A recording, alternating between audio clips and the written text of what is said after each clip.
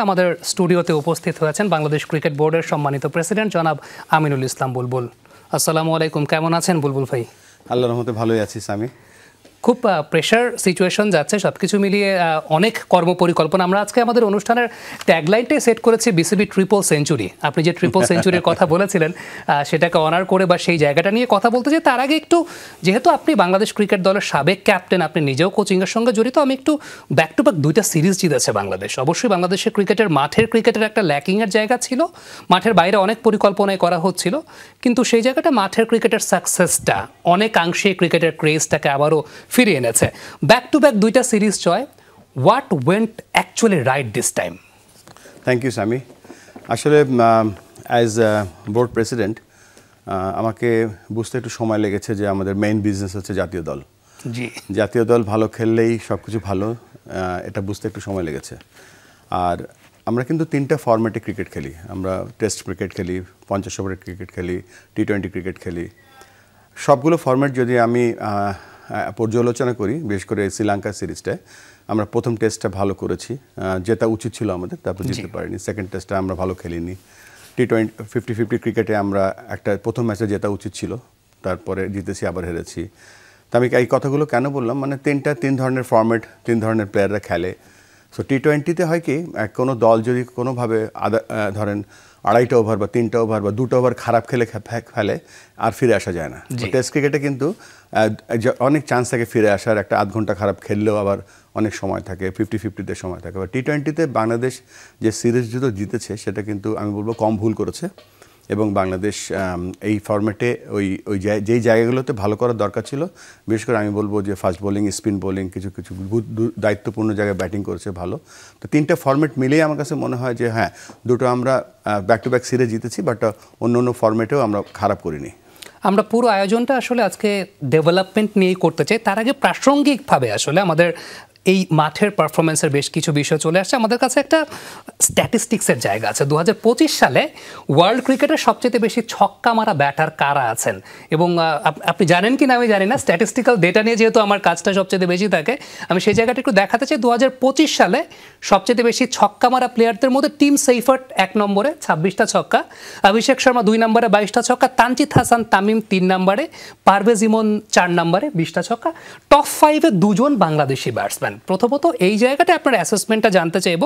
দ্বিতীয়ত, আপনি আরেকটা বিষয় বিশ্বাস করেন কিনা, একটা দল তখনই স্ট্রং হয় যখন ব্যাকআপ বেঞ্চটাও স্ট্রং হয়। সো আলটিমেটলি কোনো একটা কারণে যদি এদের কেউ একজন পারফর্ম করতে না পারে বা কোনো একটা কারণে খেলতে না পারে, ব্যাকআপটাও তো অবশ্যই স্ট্রং হওয়াটা খুব জরুরি। আপনার অ্যাসেসমেন্টটা জানতে চাই। প্রথমেই আসি 6-এর কথায়। আসলে যখন এই টি-20 ক্রিকেট হোক, 50 ওভার ক্রিকেট হোক, যে কোনো জায়গায় 6 কিন্তু সমাধান না। জি। এবং এখানে আপনি সব টপ ব্র্যাকেটের প্লেয়ার, যদি আপনি কুমার সাঙ্গাকারাকে দেখেন বা রোহিত শর্মাকে দেখেন বা বিরাট কোহলিকে দেখেন, এদের দেখবেন they all play cricketing shot. এবং ক্রিকেটিং শটের মাধ্যমে দেখেন 120 বলে কিন্তু যদি আমি 2 রান করি তাহলে কিন্তু অটোমেটিক্যালি আমার 240 রান হয়ে যাচ্ছে। সো এখানে ছক্কা মারাটা খুব একটা বড় ব্যাপার না। আর ব্যাকআপ ক্রিকেটারের কথা বলছিলেন যে একটা দেশ যখন ক্রিকেট খেলে, বিশেষ করে জাতীয় দল তৈরি করে, সেখানে কিন্তু আমরা খুব বলি 11 জন খেলে, জি, কিন্তু সেখানে 11টা রোলে 11টা প্লেয়ার খেলে।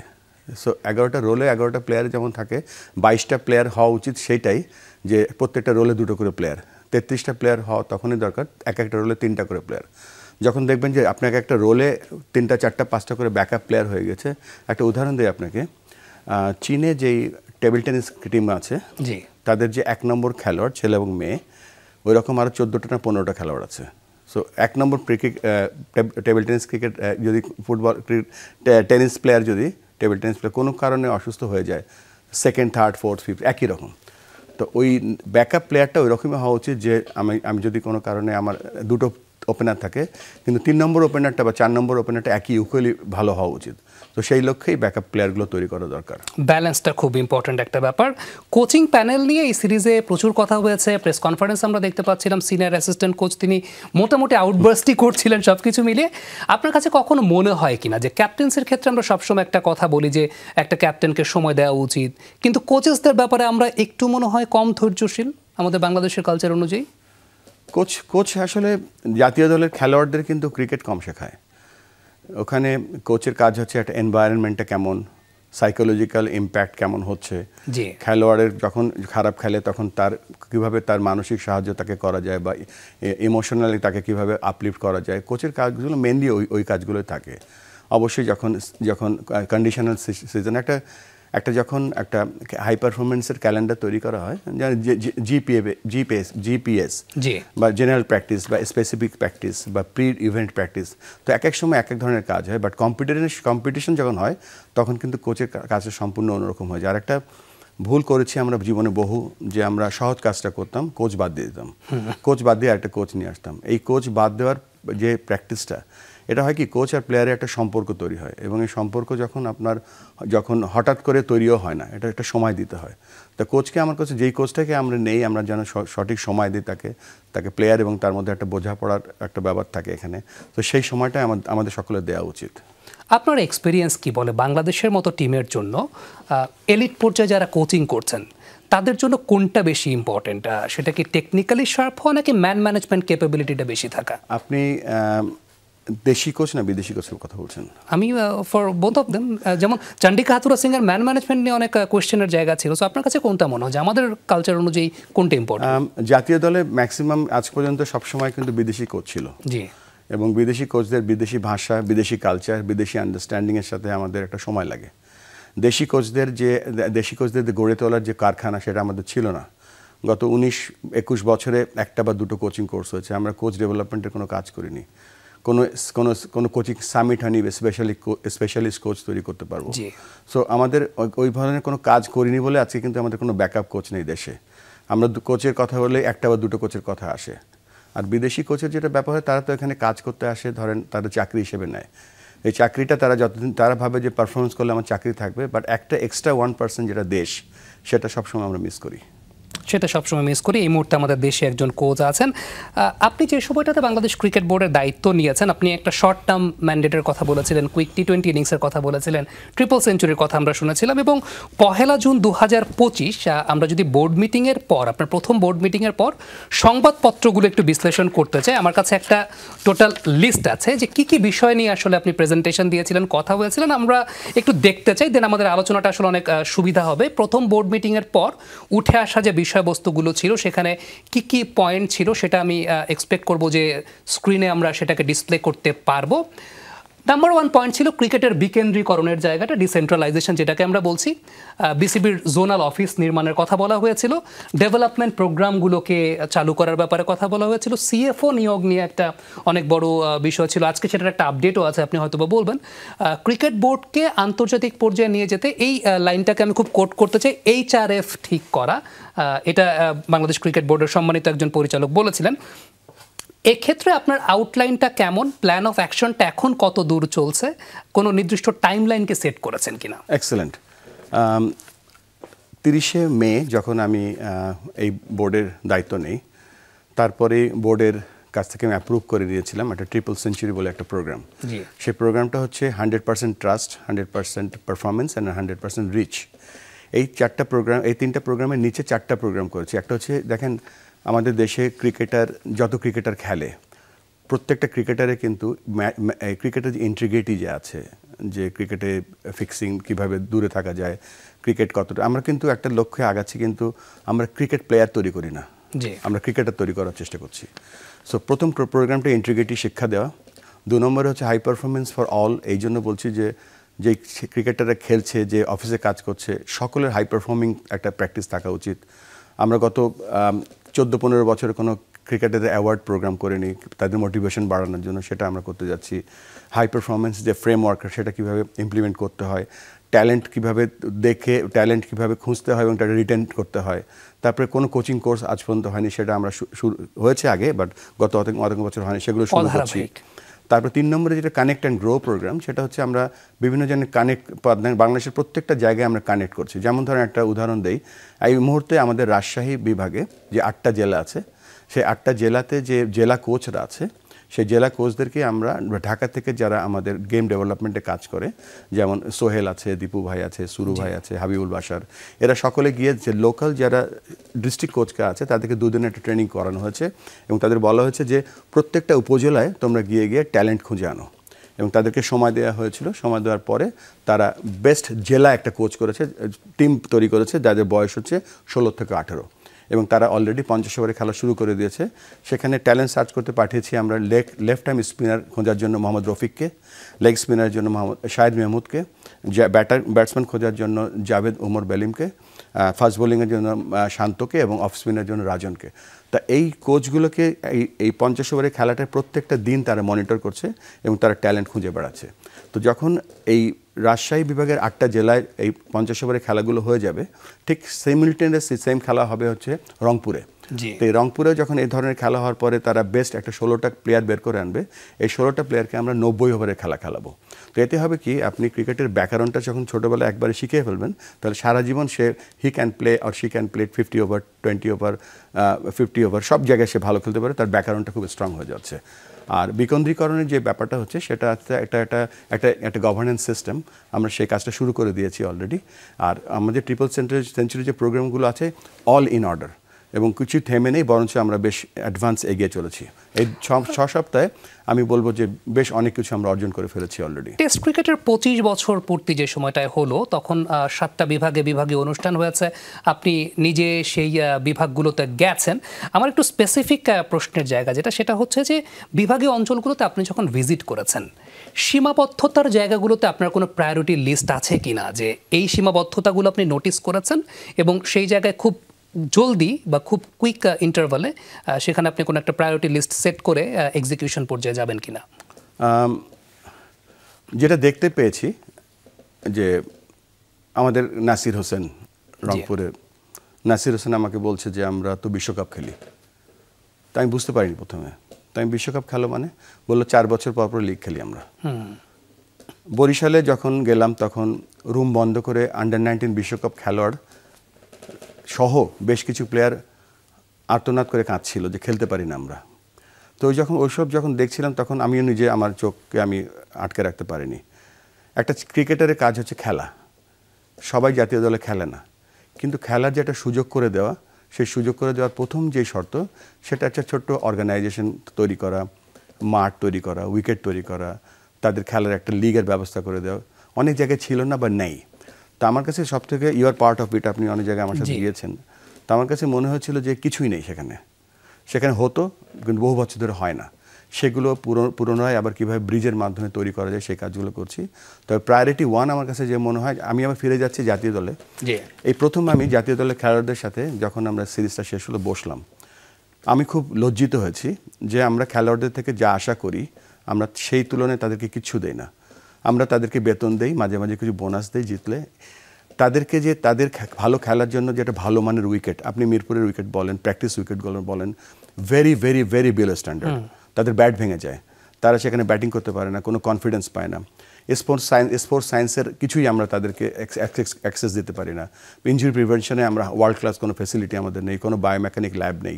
আমরা আশা করি আমাদের ক্রিকেটের থেকে ওয়ার্ল্ড ক্লাস পারফরমেন্স, কিন্তু তাদেরকে আমরা কিছুই দেই না।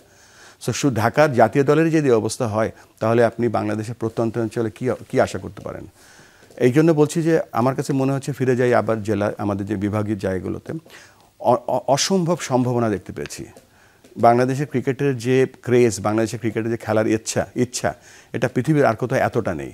আমরা একটা অনেকগুলো বড় বড় ট্রেন্ড মিস করেছি। বাই দিস টাইম আমার বিশ্বের 1 নম্বর দল হওয়া উচিত ছিল আমাদের।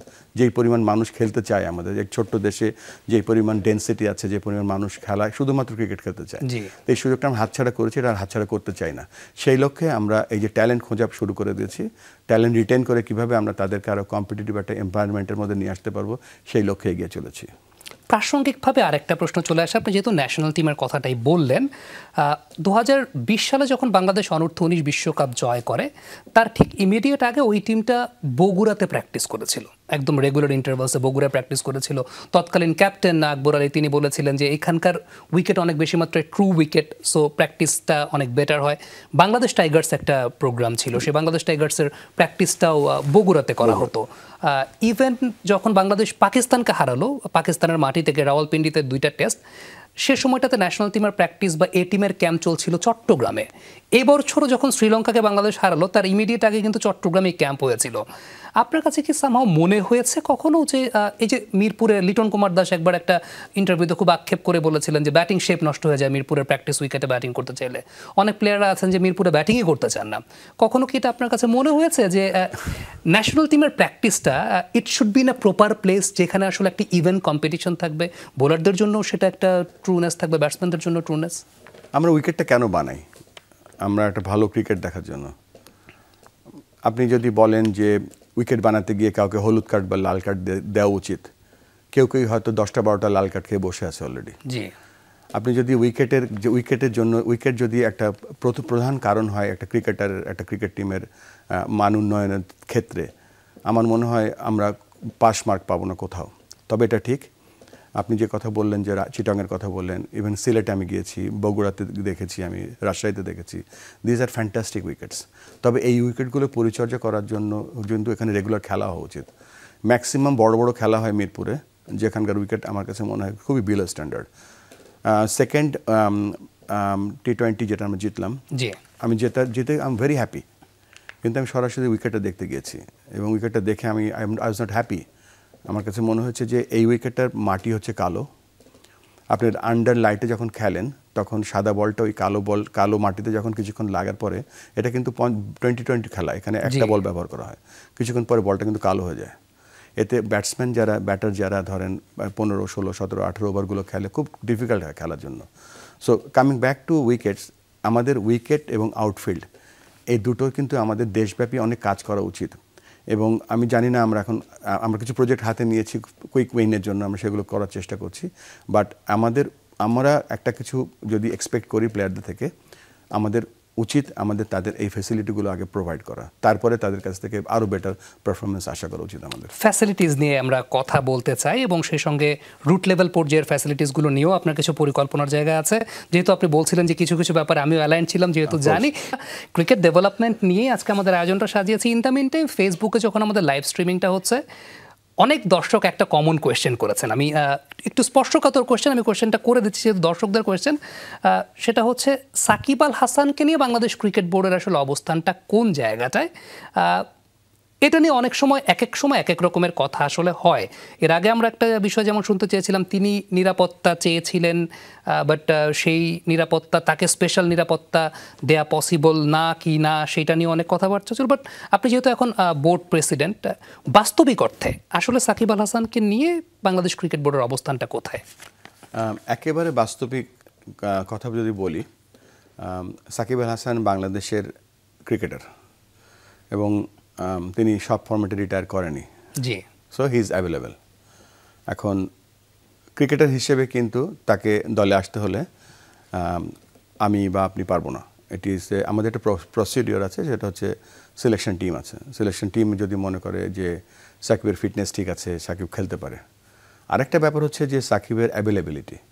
সাকিব এখন দেশে নেই, এখন যদি দেশে থাকে তখন হয়তো সিলেক্টররা সেই ব্যাপারে চিন্তা করতে পারে।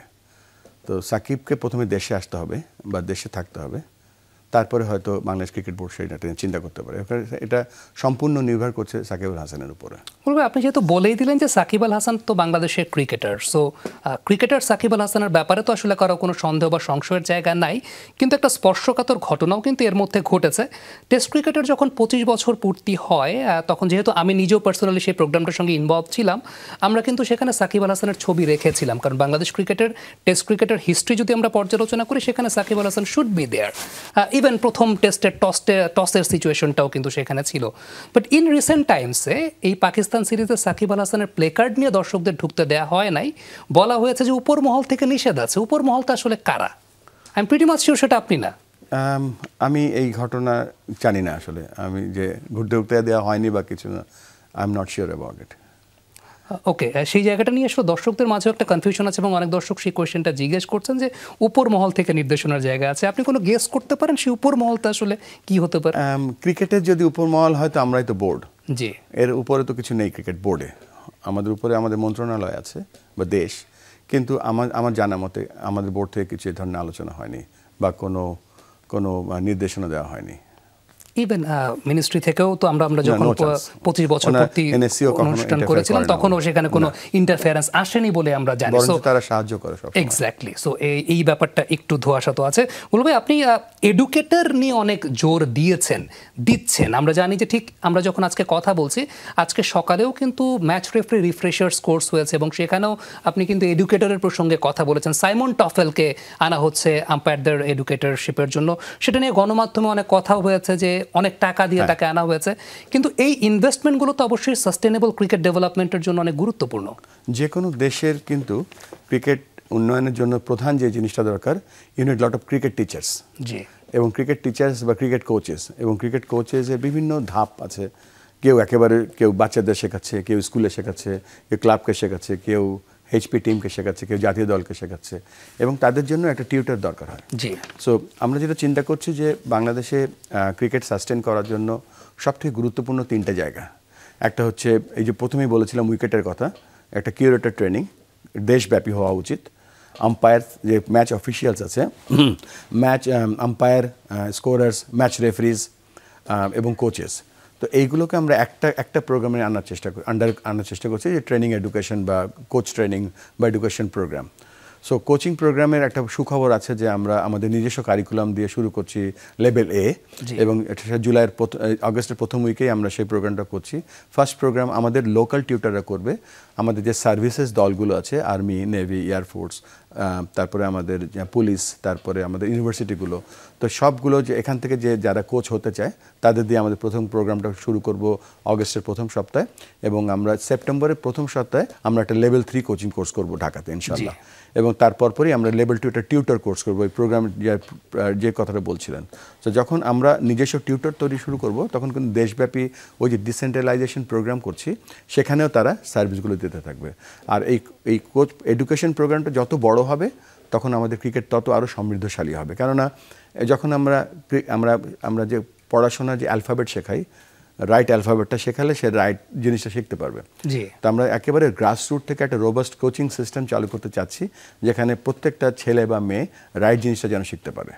বলবি, কদিন আগে আমরা দেখলাম বিপিএল নিয়ে একটা মিটিং হলো এবং সেখানে আমাদের ন্যাশনাল কালার্স যারা তারা উপস্থিত ছিলেন। আপনি এসএসসি আইসিসি ডেভেলপমেন্ট ম্যানেজার ছিলেন এই রিজনটাতে।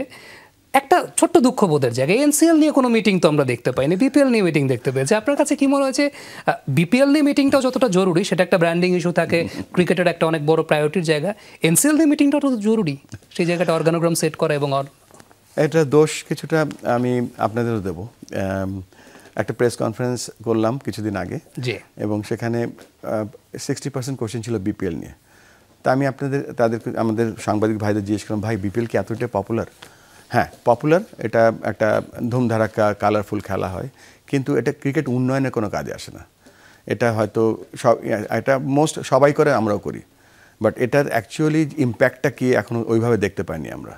এবং আমি ব্যক্তিগতভাবে অবশ্যই বিপিএল করার পক্ষে, কিন্তু তার থেকেও বড় আপনি যে কথাটা বলেন এনসিএল, যেমন এনসিএল একটা কথা বলি, আমরা বিসিএল আমরা চেষ্টা করছি, এবং বিসিএলের যে চেয়ারম্যান আকরাম খান, তাকে আমাদের সাথে কথা হয়েছে যে আমরা আমাদের যে 4টা দল থাকে সেখানে আমরা 3টা দল লোকাল নিব, একটা হয় আফগানিস্তান বা শ্রীলঙ্কা থেকে একটা দল আনবো, এবং সেই খেলাগুলো আমরা চেষ্টা করবো ডে অ্যান্ড নাইট করাতে, এবং পিঙ্ক বলে করাতে। আমরা চেষ্টা করবো যে আমরা প্রথমে একটা পিঙ্ক বল টেস্ট হয়তো আগামী বছর যে কোনো সময় খেলে ফেলতে পারি।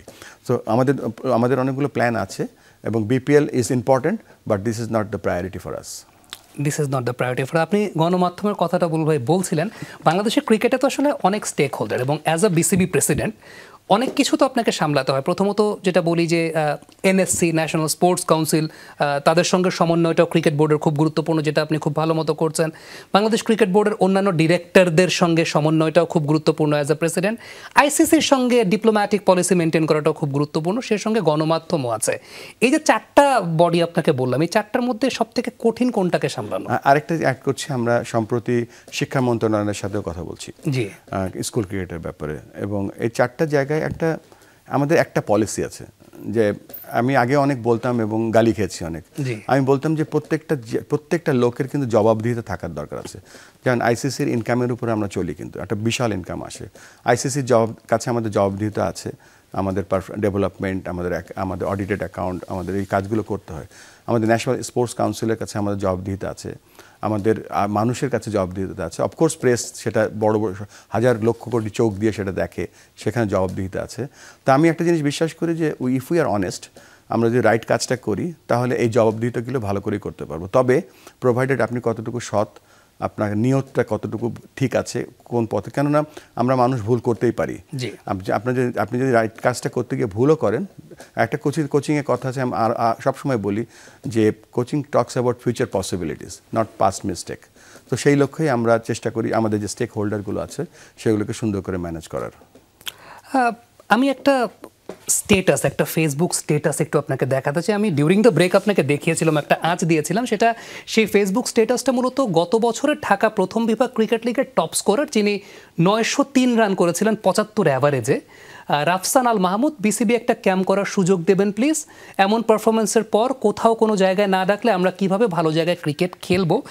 এই জায়গাটা বুলবুল ভাই একটা অনেক বড় অপূর্ণতার জায়গা আছে, একটু নিচের দিকের ক্রিকেটার যারা, অ্যাপার্ট ফ্রম প্রিমিয়ার লিগ, যেহেতু আমাদের আসলে ডিসেন্ট্রালাইজ ক্রিকেট না, আমাদের ঢাকা লিগটাকেই প্রায়োরিটি দেওয়া হয়, প্রথম বিভাগ, দ্বিতীয় বিভাগ, তৃতীয় বিভাগ ক্রিকেট লিগের যারা পারফর্মার থাকে, এই পারফর্মারদেরকে হাই পারফরমেন্স ক্যাম্প বা তাদেরকে নিয়ে পরবর্তী সময় কোনো কার্যক্রম ক্রিকেট বোর্ডের হয় না।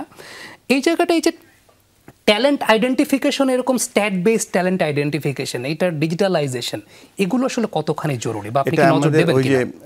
আমরা যে প্রোগ্রামটা করছি হাই পারফরমেন্স ফর অল, সেই প্রোগ্রামের আন্ডারে হয়তো এই প্রোগ্রামগুলো যাবে। এখন কথা হচ্ছে যে আমরা সবসময় বলি যে আমাদের কাছে প্লেয়ার নেই বেশি। এই যে রাফসান 900 রান করেছে, 900 রান তো এমনি করেনি।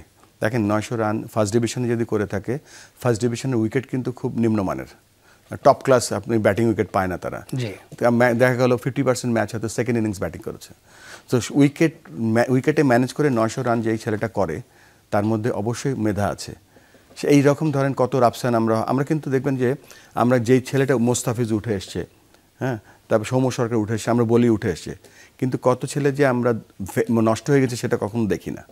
তো ওই দিকটা আমাদের খেয়াল রাখছি যে ট্যালেন্ট হলে আমরা তৈরি করছি না, কত নষ্টও করে ফেলছি। আরেকটা ব্যাপার হচ্ছে, এটা হচ্ছে স্ট্যাটস বেস একটা ট্যালেন্ট, কিন্তু আমাদের যদি ট্যালেন্টেড কোচরা, রফিকরা যে কাজটা এখন রাজশাহীতে করছে, এই ট্যালেন্ট সার্চটা যদি দেশের সব জায়গায় করতে থাকতো, দুটো, একটা হচ্ছে স্পট ট্যালেন্ট, একটা হচ্ছে বুক স্ট্যাট বেসড। তো এই দুটো যখন সমন্বয় হবে তখন আপনার কাছে ডাবল ট্যালেন্ট আসতে থাকবে। কারণ ওয়াসিম আকরামকে কিন্তু জাভেদ মিয়াঁদাদ ট্যালেন্ট করেছিল, পিক করেছিল জাস্ট নেটের বোলিং দেখে। সচিন টেন্ডুলকার, বিনোদ কাম্বলিকে কিন্তু ওই স্কুলের খেলা দেখে পিক করা হয়েছিল। তো এই ধরনের একটা সাধারণ লোকের চোখ, একটা কোচের চোখ কিন্তু এক না। তো we need more coaching eyes all around the country. High performance কোচের অভাব কি বোধ করেন বাংলাদেশে? আপনি এই গেল 1.5 মাসে যতটুকু দেখেছেন। হ্যাঁ, হাই পারফরমেন্সের আমাদের কালচারটাই নেই, এবং আছে একটা ধরেন গতানুগতিক কালচার আছে, আমাদের ফ্রেমওয়ার্ক নেই, আমাদের সব ইমপ্লিমেন্ট করতে হবে এখন। তবে হাই পারফরমেন্সটা যে যে কোনো একটা ছেলে একটা মেয়ে যে কোনো লেভেলেই করতে হবে, বাট হাই পারফর্মিং হওয়ার জন্য যেই সিস্টেমটা দরকার হয়, এখানে স্পোর্টস সায়েন্স একটা বড় ব্যাপার। এখানে without sports science you can't create the actual coaching principle. তো এই জায়গাগুলোতে আমি জানি না কবে আমরা করতে পারবো, but basically it is a most wanted thing to grow to make a international level cricketer. কখনো কি আপনার কাছে এটা মনে হয় কিনা, আপনি যেহেতু স্পোর্টস সায়েন্সের কথা বললেন, আমাদের যশোর বিজ্ঞান ও প্রযুক্তি বিশ্ববিদ্যালয়ে স্পোর্টস সায়েন্স আছে, এরকম আরও কয়েকটা পাবলিক ইউনিভার্সিটিতে স্পোর্টস সায়েন্স ডিপার্টমেন্ট আছে, বেসরকারিভাবেও একটি ইউনিভার্সিটি শুরু করেছিল, কিন্তু সত্যি কথা বলতে এখান থেকে বের হয়ে ছেলেরা কি করবে এটা ছেলেরা আসলে ঠিক করতে পারে না, বা বাংলাদেশের এই অপরচুনিটিগুলো কম।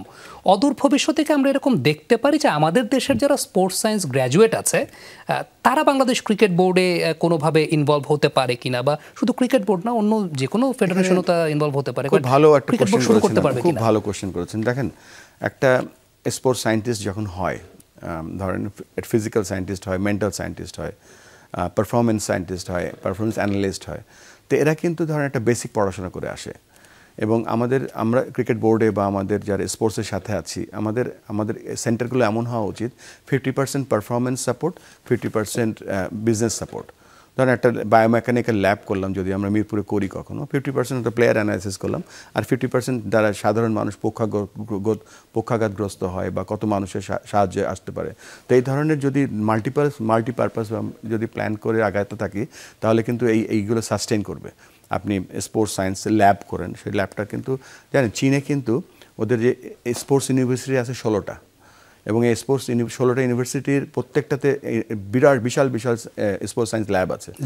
ওই ল্যাবগুলো 50% হচ্ছে স্পোর্টস যারা অলিম্পিক করে তাদের জন্য, আর 50% যে ওই এলাকার মানুষ যারা আছে সমাজে কিভাবে তারা কাজে লাগাবে সেটা কিন্তু ব্যবহার করা হয়।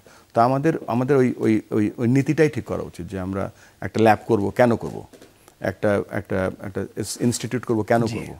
সো কেনটা আমাদের জানা উচিত। আমরা ডিপ্লোম্যাটিক পলিসি নিয়ে কথা বলবো, তার আগে ওই যে আরেকটা কোয়েশ্চেন আসলে স্বভাবতই চলে এসেছে।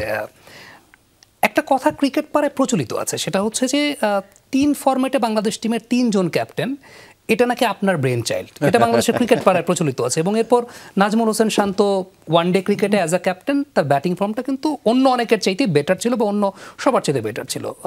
তিনি ক্যাপ্টেন্সি থেকে মেহেদী হাসান মিরাজকে হ্যান্ড ওভার করলেন। যদি বিষয়টা এরকম হয়ে থাকে বুলবুল ভাই, যে 3 ফরম্যাটে 3 ক্যাপ্টেন, এটা আপনার ব্রেইন চাইল্ড, সেটার স্পেসিফিক কোনো কারণ কি আছে? প্রথমেই বলে নেই যে there is no I, we, আমার বলে কিছু নেই ওখানে। ওখানে যখন আলোচনা হয় সকলের কথা বলার অধিকার থাকে, এবং আমিও রাজি ছিলাম যে 3 ফরম্যাটে 3 ক্যাপ্টেন। এটা সুবিধা হচ্ছে কি, 3 ধরনের খেলা হয়। যখন টেস্ট খেলা হয় তখন টেস্ট খেলার যে ট্যাকটিক্সটা সম্পূর্ণ আলাদা দেন 50-50 বা 50-50 সাথে T20। ওনারশিপ থাকা উচিত যে আমি এই দলের অধিনায়ক, এই দলটাকে আমি এমনভাবে সাজাবো যেন আমার সাকসেস পেতে পারি। সেই লোকটা যখন দুটো চিন্তা করবে তখন কিন্তু তার যে এনার্জির 50% চলে যাবে আরেকটা ফরম্যাটে। সেম একটা ক্যাপ্টেন যদি 3 জায়গায় করে, এটা ইম্পসিবল ফর এ হিউম্যান যে একই রকম পারফরমেন্স সব জায়গায় করতে পারে। এটা এক একজনের ক্যাপাসিটি এক এক ধরনের হয়। তবে একটা ফরম্যাটে যেহেতু সম্পূর্ণ ডিফারেন্ট ট্যাকটিক্সে খেলা হয়, প্রায় 40 থেকে 50% নতুন খেলোয়াড়রা সেখানে খেলে, এবং সেখানে তার চিন্তা করার ক্ষমতাও থাকা উচিত সেই লেভেলে। এটা একটা কারণ। আরেকটা কারণ হচ্ছে যে একটা ফ্রিডমের দরকার আছে। যে আমি দেখেন, যখন ক্রিকেট খেলতো প্রথম দিকে শুধু টেস্ট ক্রিকেট ছিল, তারপরে হলো 50-50, তারপরে হলো T20। সো এই 3 ধরনের ফরম্যাটের কিন্তু চিন্তাধারা সম্পূর্ণ আলাদা। তো এটা আমার কাছে মনে হয়েছে যে 3টা ক্যাপ্টেন নিজস্ব চিন্তাধারা দিয়ে 3 ধরনের টিম তৈরি করতে পারবে, আর 3 ধরনের ট্যাকটিক্সটা ইমপ্লিমেন্ট করতে পারবে। প্লাস এই 3টারই কিন্তু আপনি বেস্ট দেখতে পাবেন। আমরা not only bilateral, T20 ICC বিশ্বকাপ হয়, 50 ওভারে হয়, টেস্ট চ্যাম্পিয়নশিপ হয়। তো সেই একটা বড় লক্ষ্য আমার কাছে মনে হয়েছে যে I am one of them, যে ইন্ডিভিজুয়াল ক্যাপ্টেনরা হয়তো আরও বেটার চিন্তা করতে পারবে এবং এনার্জিটা রাইট জায়গায় ইমপ্লিমেন্ট করতে পারবে। কিন্তু এখানে কি একটু জটিলতা তৈরি হয়ে গেছে কিনা? কারণ নাজমুল হোসেন শান্ত আবার টেস্ট ক্যাপ্টেন্সি থেকেও তিনি নিজেকে সরিয়ে নিয়েছেন।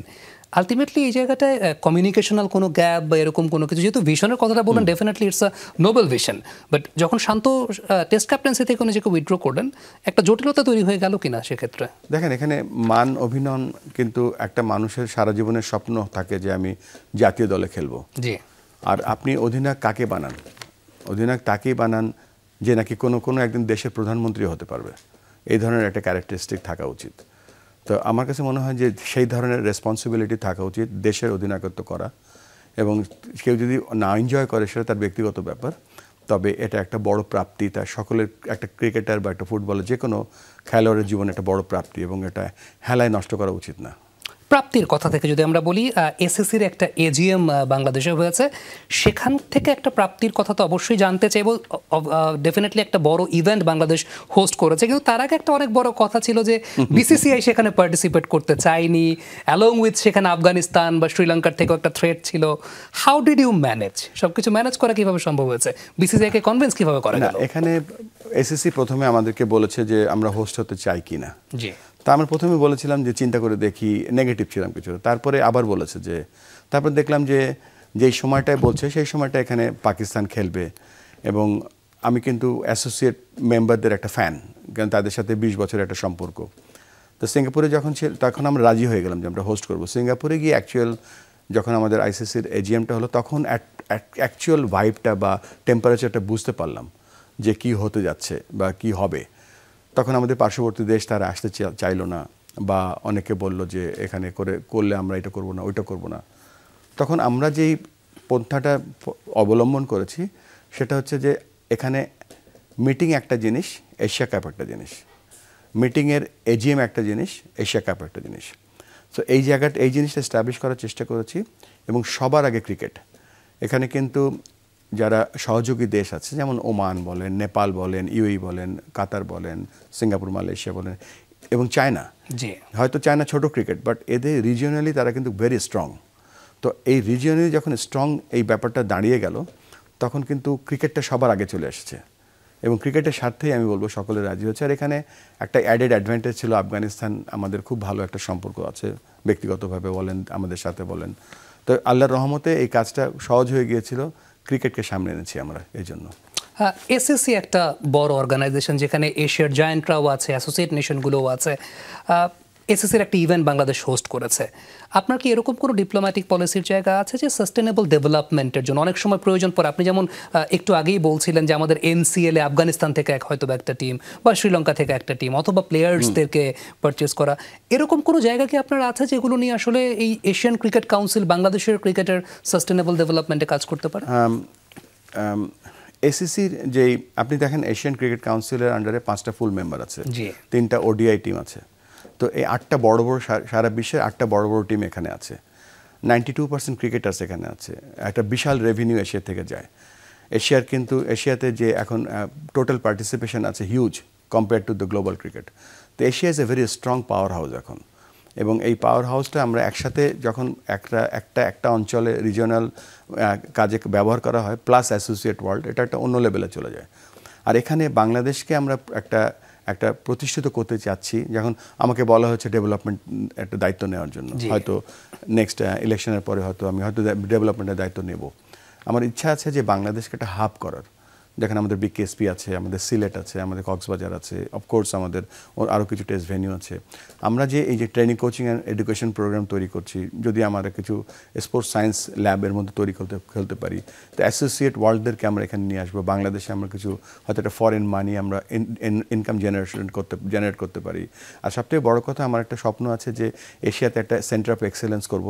সেটা প্ল্যান করেছি যে ভুটান এবং নেপালে আমরা এন্ডুরেন্স ডেভেলপমেন্ট, মালয়েশিয়া, বাংলাদেশে এবং শ্রীলঙ্কাতে আমরা স্কিল ডেভেলপমেন্ট করব। মিডল ইস্টে স্ট্রেস যখন থাকে, যেমন 45 degree 50 degree Celsius stress, batting করে কীভাবে তাদের ব্যাটিং মেন্টালিটি, স্ট্রেস বা হায়ার কনসিয়াসনেস বাড়ানো যায়, এই ধরনের একটা সেন্টার অফ এক্সেলেন্স করার প্ল্যানও আছে। তো সব কিছু মিলিয়ে বাংলাদেশ হয়তো এই ডেভেলপমেন্টের একটা মধ্যমণি হতে পারে, সেটাই আমার লক্ষ্য এই মুহূর্তে। একদম শেষ কোয়েশ্চেনটা করতে চাই আজকের এই অনুষ্ঠানে, আমাদের সময়টা 1.5 মিনিটের মতো সময় বাকি আছে। রিজিওনাল ক্রিকেটাররা একটা স্বপ্ন দেখতে পেয়েছে আপনি আসার পর, যেহেতু ডিসেন্ট্রালাইজেশন নিয়ে অনেক কথা হয়েছে। রিজিওনাল ক্রিকেটারদের উদ্দেশ্যে আসলে কি বলতে চান? লাস্টলি, তাদের একটা শঙ্কাও কাজ করে এই কারণে যে বুলবুল ভাই আসলে কতদিন আছেন আমাদের মাঝে, বা বাংলাদেশের ক্রিকেট নিয়ে বুলবুল ভাই আসলে কতদিন কাজ করবেন? কারণ এটা তো আমরা এখন পর্যন্ত কেউ ফিউচারে কী হয় কোনো কিছুই বলতে পারি না, বাট বুলবুল ভাইয়ের ইচ্ছা কতটুকু আছে এবং যে ভিশনটা আপনি দেখেছেন, এটার জন্য কোনো টাইম লাইন আছে কিনা এটাকে এস্টাবলিশ করার জন্য? একমাত্র আল্লাহ জানে কালকে কী হবে, আমরা কেউ জানি না। আর আমি প্রথমে ক্ষমা চেয়ে নিচ্ছি এই রিজিওনাল ক্রিকেটারদের যে আকুতি দেখতে পেয়েছি। অবশ্যই তারা খেলতো, কিন্তু তারা যতটুকু খেলার দরকার ছিল তার কিছুই তারা সুযোগ পায়নি। চেষ্টা করব তাদের খেলার ব্যবস্থাটা করে দিতে, যেন তারা সেরা পারফরমেন্সটা করতে পারে। একটা ছোট্ট উপজেলা ছেলে যেন বলতে পারে যে আমি এই সিঁড়িগুলো পার হলে আমি বাংলাদেশ জাতীয় দলে খেলতে পারবো। এই জিনিসটা আমি এস্টাবলিশ করতে চাই। আমি জানি না কতদিন এখানে আছি, আমি সবসময় বলি আমি একটা টি-20 ইনিংস এখানে খেলতে এসেছি। টি-20 ইনিংসটাই খেলে আমি চলে যেতে চাই মান সম্মানের সাথে। কিছুটা সময় বাকি আছে, কয়েকটা গ্লোবাল ইভেন্ট আছে বাংলাদেশের সামনে। 2027 সালে নারীদের আন্ডার-19 একটা ইভেন্ট আছে, 2031 সালে বাংলাদেশের একটা বিশ্বকাপ আছে, 50 ওভারের বিশ্বকাপ। আপনার কাছে কি কখনো মনে হয়েছে স্ট্র্যাটেজিক বেনিফিটটা গ্লোবাল ইভেন্ট হোস্ট করার? 11 সালে বাংলাদেশ করেছে, 14 সালে করেছে, স্ট্র্যাটেজিক বেনিফিটটা একদম পরিপূর্ণভাবে আদায় করতে পেরেছে কি পারেনি? You are right actually. মানে স্ট্র্যাটেজিক বেনিফিটের থেকে এই বড় বড় ইভেন্টে যে ইভেন্ট লেগেসি আছে, সেই ইভেন্ট লেগেসি আমরা কতটা কীভাবে কাজে লাগাচ্ছি। আইসিসির কিন্তু একটা বড় ফান্ড থাকে ইভেন্ট লেগেসি মেনটেন করার জন্য। আমাদের যে মেয়েদের বিশ্বকাপটা যেটা ঢাকায় হওয়ার কথা ছিল, সেটা দুবাইতে হয়েছিল পরে, সেখানে কিন্তু প্রায় $2,60,000 আইসিসি ছিল, যেটা ইভেন্ট লেগেসি মেনটেন করার জন্য। তো এই আগামী যে দুটো ইভেন্ট আছে, আমরা কাছে আইসিসির কাছ থেকে সেই টাকাটা নিয়ে আমরা কিছু অ্যাড করে ওই ধরনের আরও দেশের মধ্যে ওই ধরনের ইভেন্ট আমরা কীভাবে চালু করতে পারি, বা আমাদের যে ফ্যাসিলিটিগুলো ডেভেলপ করতে পারি, সেটাই হবে আমাদের লক্ষ্য। বুলবুল ভাই, থ্যাংক ইউ সো মাচ আজকে যমুনা টেলিভিশনকে সময় দেওয়ার জন্য। আমার কাছে মনে হয় এত ব্রিফ, এত ভ্যাস্ট আপনার যে ট্রিপল সেঞ্চুরির ভিশনটা বা আপনি যে ভিশনটা দেখছেন, হয়তোবা খুব বেশি আপনার সুযোগ হয় নাই সবার সামনে তুলে ধরার জন্য। আমরা একটা কথা বলি যে আমাদের দেশের ক্রিকেটে খেলার চাইতে ধুলার আলোচনাটাই বেশি হয়। যমুনা টেলিভিশন চেষ্টা করেছে খেলার আলোচনাটাই করা। সর্বশেষ দর্শকদের উদ্দেশ্যে যদি কিছু আপনার বলার থাকে। আপনারা ধৈর্য ধরেন। আমি একটাই কথা বলবো যে আপনারা অনেক ভালোবাসেন ক্রিকেটকে, আমরা যেন আপনাদের ভালোবাসাটা ধরে রাখতে পারি, কেননা এটা আবেগের কথা না, এটা সত্যি কথা। সেই সত্যি কথাটার একটা সফল জায়গা আমরা দেখতে চাই। থ্যাংক ইউ সো মাচ আজকে আমাদেরকে সময় দেওয়ার জন্য। দর্শক, আমিরুল ইসলাম বুলবুল, বাংলাদেশ ক্রিকেট বোর্ডের সম্মানিত প্রেসিডেন্ট, আমাদের সঙ্গে ছিলেন। আমরা কথা বলেছি অনেক বিষয় নিয়ে, আশা করছি আপনারা উপভোগ করেছেন। এই ছিল স্যাটারডে নাইট স্পোর্টসের আজকের আয়োজন। এতক্ষণ আমাদের সঙ্গে থাকার জন্য সবাইকে ধন্যবাদ।